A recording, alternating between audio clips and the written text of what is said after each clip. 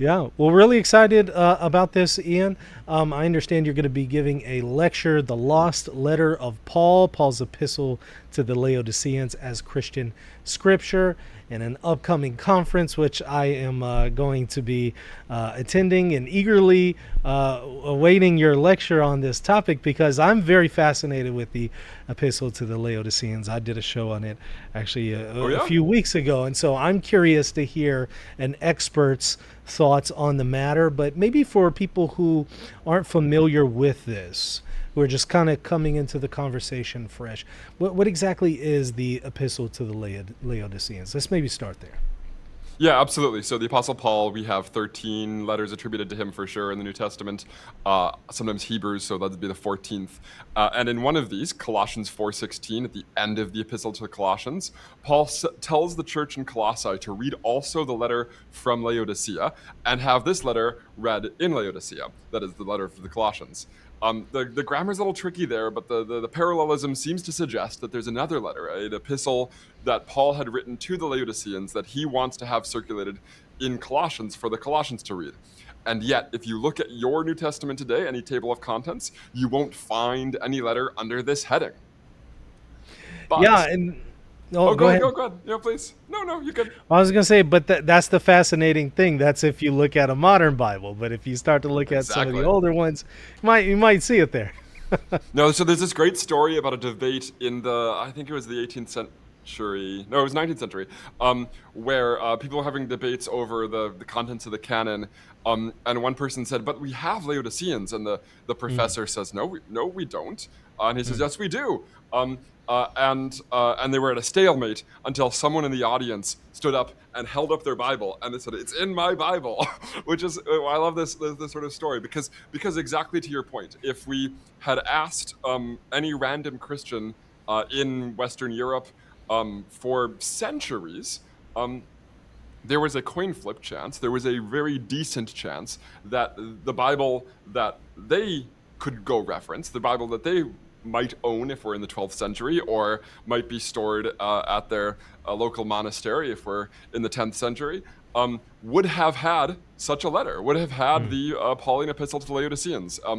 And my work is largely on that text, on the reception of that text as Christian scripture, efforts to include it or exclude it. We have defenses of it from bishops. We also have bishops writing against it. Mm. And the sort of evidence for the use of this text, commentaries, preaching, liturgical reading, this text functioned for, I mean, over a millennium as scripture for some people, as a sort of weird middle ground, as a sort of quasi-scriptural text for many, and for others, of course, it was a dangerous fraud. Now, it was included in a lot of editions of the Vulgate and Yeah, codices in the medieval period, Latin codices. But was it ever in any Greek codices or other languages, maybe? we would love. I wish I could tell you. Most scholars have concluded, and I count myself among them, that the text is in fact a Latin translation of the Greek. Okay. So it looks to be based on Greek. Some of the Latin just doesn't make sense unless it's someone sort of woodenly translating some underlying Greek constructions. Mm. Uh, we have it seems to have circulated in an early bilingual, but we only have indirect evidence of this. There's it's sort of complicated, but we have blank spaces, including a title of Laodiceans, but then the text drops off after that. So we think it was in the very earliest Latin Greek bilingual tradition, but we don't have that Greek text. Mm. Um, it is in. It seems to be in.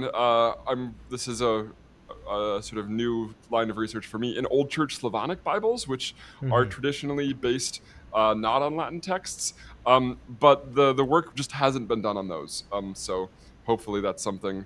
Uh, I mean, that's our best shot at maybe something that indirectly witnesses to an underlying Greek tradition. But no, we don't have any Greek Bibles that actually contain this letter anymore. Okay. Now, what are the earliest witnesses that we have to this text, really in any language? Yeah, so I mean, indirect witnesses come before direct witnesses, as often is the case, especially in the Latin tradition. So like the oldest Latin New Testament we have, complete New Testament, is Codex Fuldensis, and Laodiceans is in there. But that's composed by Victor in 541 in the 6th Right. century, so it's late. And that's already a Vulgate manuscript. And so we have later manuscripts, that is, younger manuscripts that have an earlier text, and some of those also have Laodiceans in it. So there's some evidence that versions that circulated before that contained it. But to get early evidence, we really have to go to testimonia, to people quoting it. So if we kind of work our way backwards from Fuldensis, we have Jerome condemning the text. We have this thing called the Pseudo-Augustinian Speculum, the Book of Divine Scriptures. It's a compendium of proof texts that are useful under sort of topical headings, and it quotes exclusively Christian scripture, including the Epistle to the Laodiceans, explicitly attributed to Paul. So that's probably 4th century. It's an old Latin text. It's got the sort of classic Western ordering of the Gospels and things like that. It doesn't include Hebrews, so like early Western traditions did not use the Epistle to the Hebrews, and this is among that tradition. But if you ask for the earliest, that would be the Muratorian fragment, or sometimes called the Muratorian canon. Which, And now oddly enough, I was just reading earlier today. Good. Complete coincidence, not related Yeah. at all to this interview, and I caught the reference in there. Go ahead. I'm sorry. Brilliant. Well, so so there's different layers of scholarly controversy here. So there are some scholars who have wanted to date this text to the 4th century, largely on the basis of we don't have many very earlier canon collections, Yeah. which is a little Yeah. bit circular. Right. There are other arguments. I've gone through them. I continue to think that a late 2nd, early 3rd century date for the Muratorian fragment is the most plausible. I can sort of articulate those arguments if you'd like. And then there's the other issue: is the Laodiceans referred to here the epistle that I'm working on? And I think there are reasons to believe so. So just let me give you what the text says is that there are 2 epistles forged in the name of Paul. And it says either to promote or against, this is another layer of controversy, the heresy of Marcion. And I'm going to be arguing against is the more plausible reading here. And those are the Epistle to the Laodiceans and the Epistle to the Alexandrians. Most people think we don't have any fragments of Alexandrians. I'm not so sure, but that's a different talk. And I think it's very plausible that the Epistle to the Laodiceans is, in fact, the text being referred to here by an originally Greek sort of quasi-canon, the Muratorian fragment, as a forged letter of Paul. So this is this is opposed to the authenticity of the letter. But it probably seems to think suggests... the contents as well. He seems to be against it because he says something about mixing gall with honey. In other words, if you include this, you're mixing gall with honey, or at least that's the way I read it. So it looks like he's against it, or maybe he's just speaking about the fact that it's a forgery. I don't know. Right, I think that's how I would read that. I'd have to go back and check the text to refresh my memory, but I think he's suggesting that you're mixing false writings with true writings. I see. We could go look at the text together, but in any case, he certainly dismisses this as a forgery. Right. But if this indeed is referring to our text, it does suggest that we have a quite early, probably before a Latin new translation has been created, which usually people date till later in the 3rd or early 4th century, because Tertullian doesn't seem to have one. So probably this reflects the existence of a Greek text of the Epistle to the Laodiceans. There's some other nuances that could be added there, but it certainly makes it plausible. When did we see it kind of fall off of, canons and out of Latin Bibles? Yeah, so I mean, I really think the printing press is the answer to this. We have it's in hundreds of Latin manuscripts. It's in most of, if not all, of the early vernaculars. So just to take a couple examples, the oldest English Bibles, the Wycliffite versions, it's in both of them. All 19 pre-Martin Luther German translations of the Bible, it's in all of them. Early Czech Bibles, Aquitaine Bibles, you just pick your vernacular tradition, the first time Latin is being put into the language of the people, and you will find more often than not, Laodiceans is in all or at least most of that tradition. Um, and if you look at the Gutenberg Bible, the first printed Bible, it's not there. But the Great Bible of Mainz, one of these other Bibles that's being made at the exact same time in the same city, possibly even using the same exemplar as the Gutenberg Mm, Bible, has mm. it in it. Likewise, some of the earliest printings that come after the Gutenberg Bible, some German printings, some Latin printings, reintroduce Laodiceans because look, it's been left off.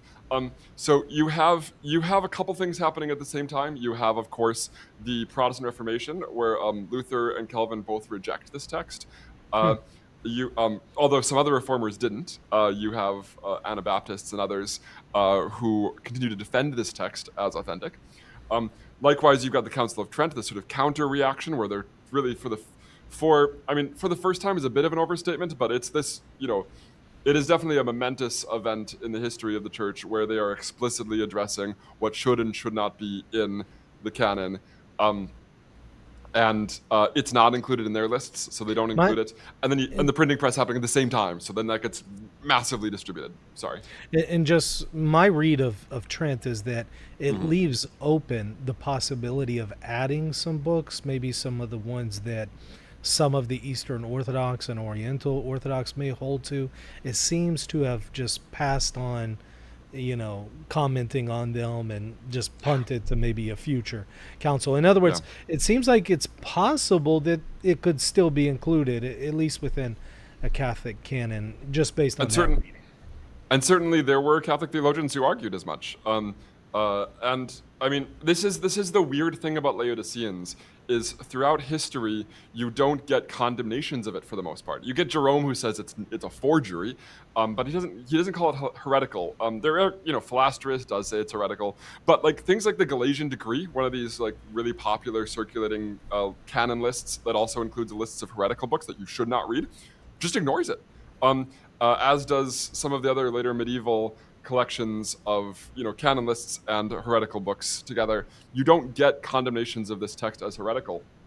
And like one great illustration is like Thomas Aquinas's treatment of this. If you go read his commentary in Colossians 4:16, there's a little bit of inference that I'm taking for granted here. You'll have to read my treatment of down the road.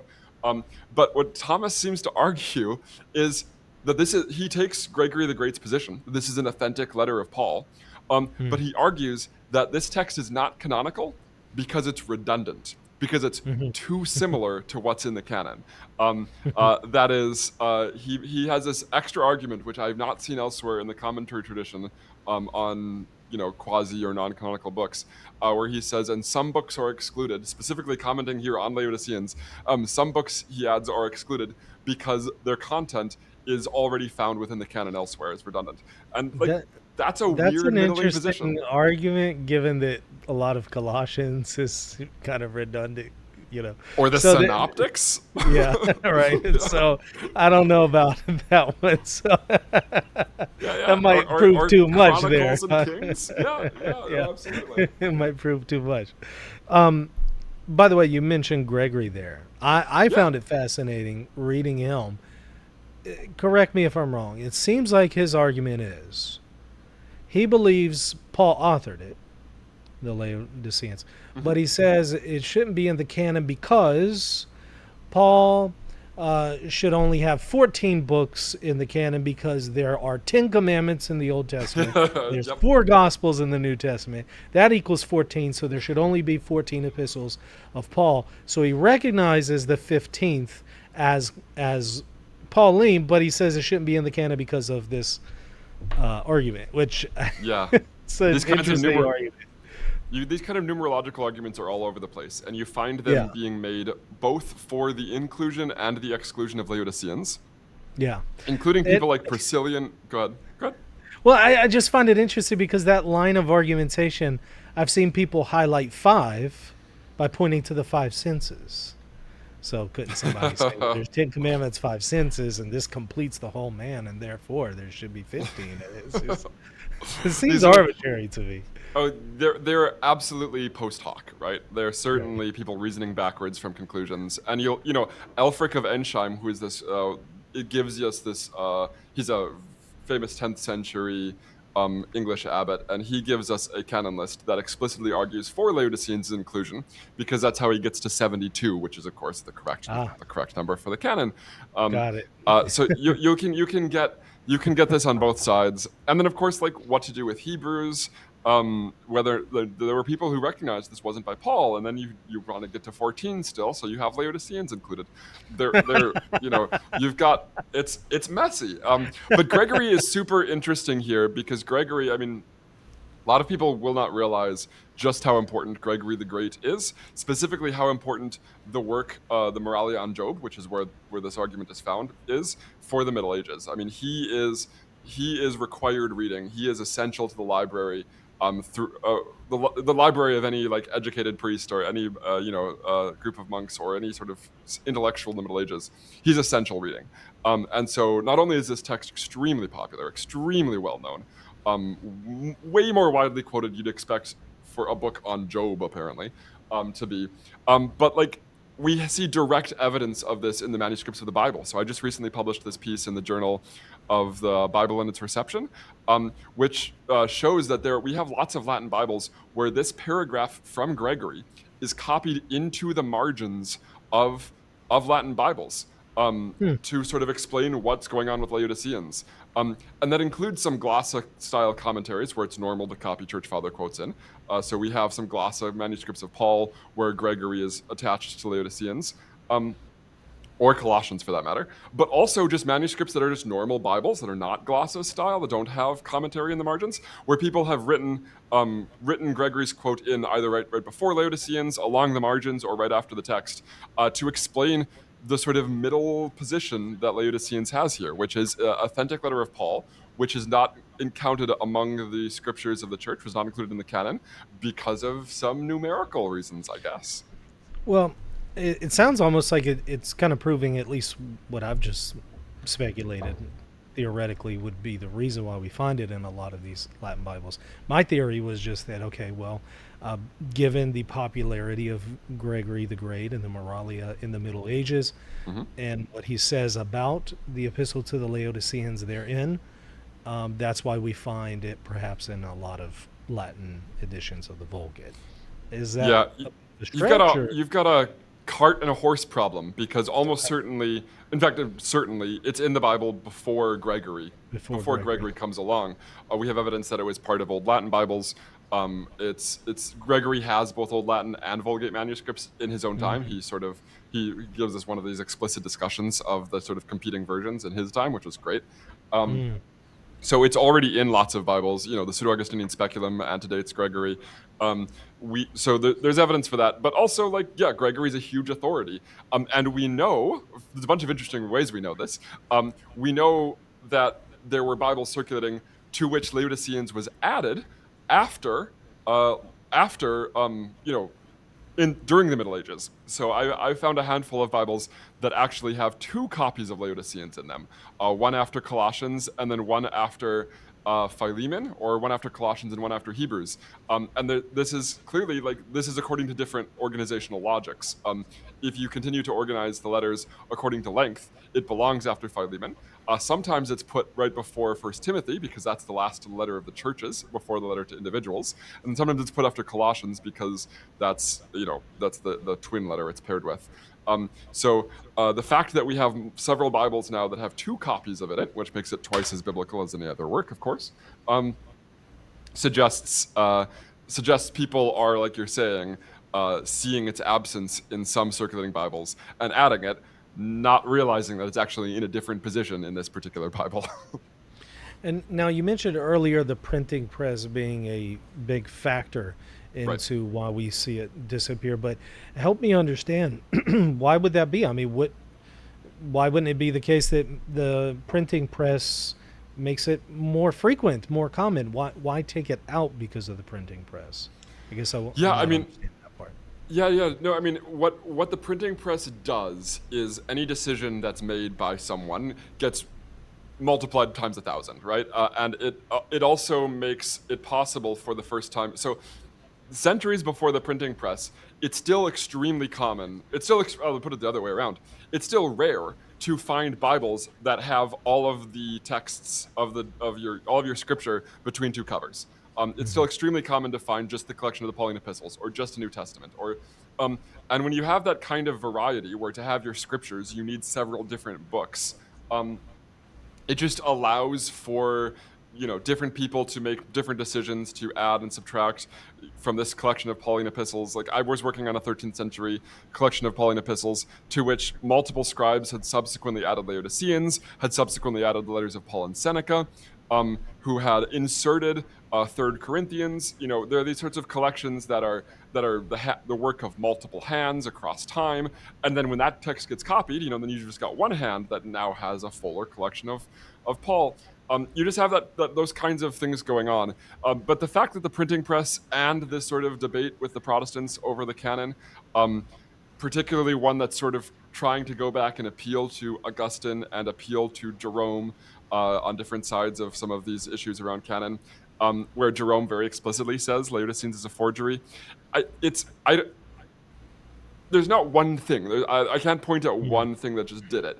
But what we do see is a sort of this confluence of different streams of both in their own way sort of doing ad fontes moves, the Protestants quite explicitly, and the Catholics sort of implicitly looking back at some of their authorities, and explicitly. I mean, there's obviously the same counter moves in Catholic theology, back to some of these big figures who had condemned it or excluded it. I mean, condemned it is a bit strong. Who had described it as a forgery, Right. um, just as authorities and people with money and scholars are able to produce a new Bible that has all of the books between two covers, and you can make now 300 copies of it at once with the printing press. It just seems to me that that confluence of events ends up killing it, basically. Hmm. Um, Does it have anything in there that's not perhaps in other books of the New Testament? I mean, where we were talking about it's redundant in many ways. Is there anything in it that is unique? Yes. So when we say it's redundant, we should first give people a sense of what we're talking about, which is that the first verse, it reads almost exactly like Galatians 1:1.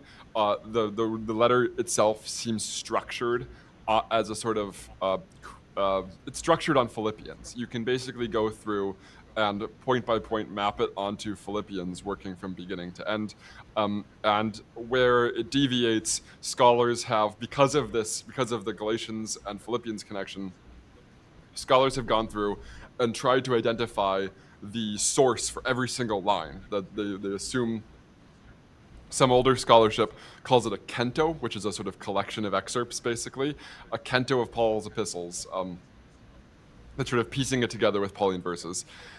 I think that's overbaked, and I'm producing a new edition that actually suggests that some of that is a function of scribal harmonization. The scribes have actually somewhat harmonized the text to the familiar Pauline text, and there are verses where scholars have really struggled to find any Pauline parallel. So, to give one example, which also happens to be the very verse quoted by the Pseudo-Augustinian Speculum, this book of collection of scriptural excerpts, verse 4 is it's either there's a question about the mood of the verb here. So it's either a warning or a congratulations for not being led astray, basically, by the vain words, the wanaloquia or the wanaloquentia. There's also a text variant there. The empty words of certain insinuating people.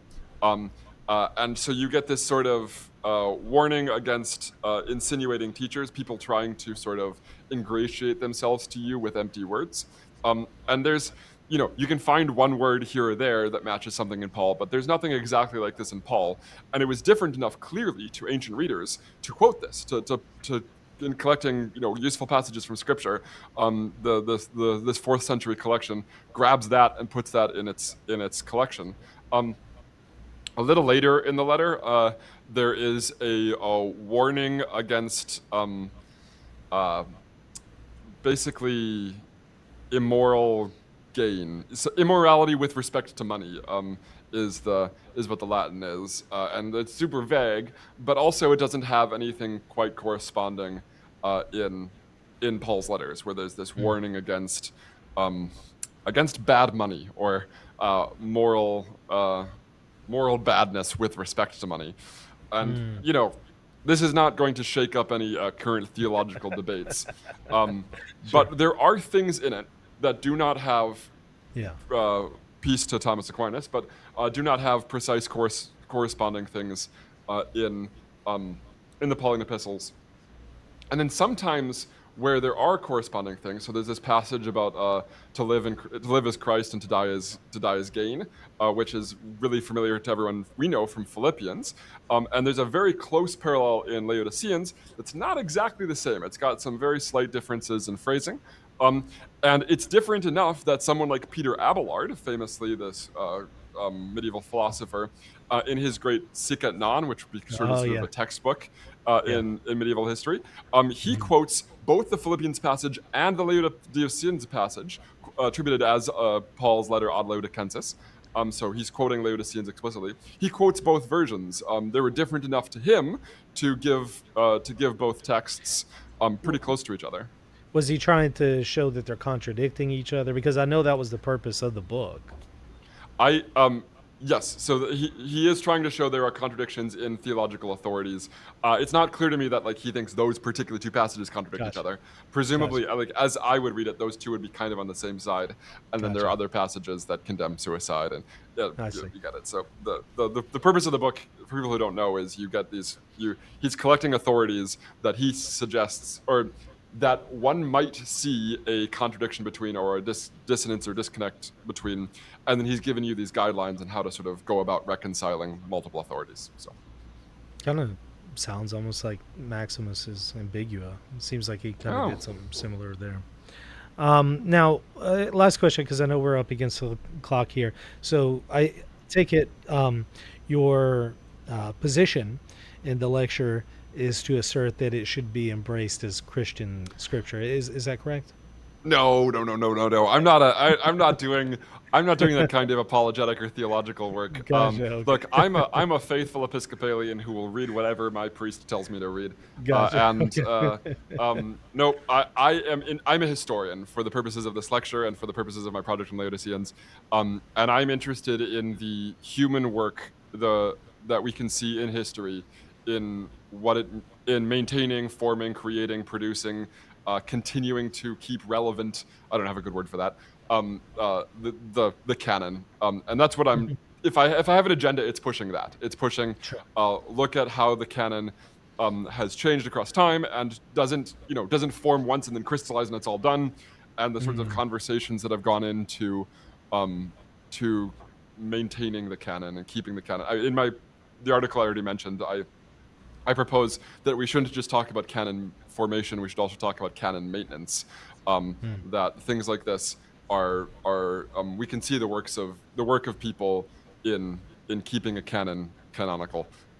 So no, I am not suggesting that you should go read this. I mean, you can read this for fun, but I'm not Yeah. suggesting that you should start preaching this if you're a priest. I'm happy to leave that work um, to my bishop. Fair enough. You're just looking at it from a historical perspective. That helps, and I'm really looking forward to this lecture. It really caught my eye whenever I saw that you're going to be delivering this. So looking forward to that Thank in you. September. I'm going to put a link to it down below where everybody can go and join and sign up for the conference to watch it. Go ahead and put in a plug for your material. Tell the audience where they can find more information about you and your work. Sure. My name's Ian Mills. I'm a research fellow at Australian Catholic University. I have a book out on the gospel collections, gospel reading before the formation of the canon, the hypothesis of the gospels. I'm the host of the New Testament Review podcast, where you can listen to me and Laura Robinson talk about classic works of New Testament scholarship. And if you're interested in Laodiceans, I have an open access publication. You just have to search Canonizing Paul's Epistle to the Laodiceans, and you can read about the debates that happened within the manuscripts themselves of Latin Bibles across time about the formation of the canon.